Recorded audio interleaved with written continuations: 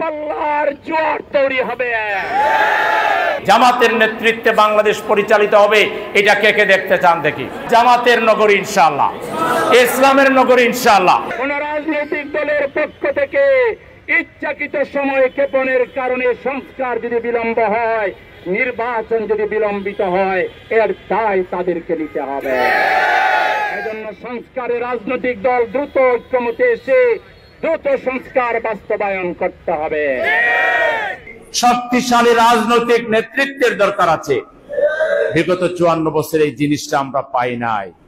রাজনৈতিক দল এবং নেতারা বিদেশিদের পদলেহন করে, তাদের দোয়া নিয়ে, তাদের আস্থা অর্জন করে এই দেশ শাসন করার তারা চেষ্টা করেছে।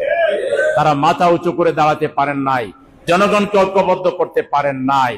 আজকে আলহামদুলিল্লাহ বাংলাদেশ জামাত ইসলামী 54 বছরে তিলে তিলে সাধনা করে করে লোক তৈরি করেছে যারা সকল অন্যায়ের বিরুদ্ধে রুখে দাঁড়াবার সাহস রাখে। এদেশের ইসলামপন্থী দেশপ্রেমিক রাজনৈতিক শক্তি আগামী দিনে বাংলাদেশের নেতৃত্ব দেবে ইনশাআল্লাহ।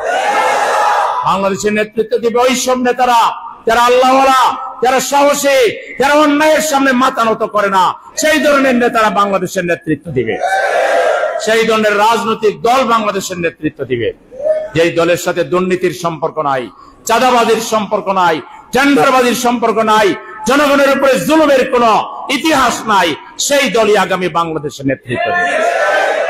আর জনগণ বিশ্বাস করে সেই দলের নাম হচ্ছে বাংলাদেশ জামাত ইসলামী। সেই জামাত ইসলামী আগামী দিনের রাষ্ট্র ক্ষমতায় নেতৃত্ব দেওয়ার জন্য প্রস্তুতি নিয়েছে।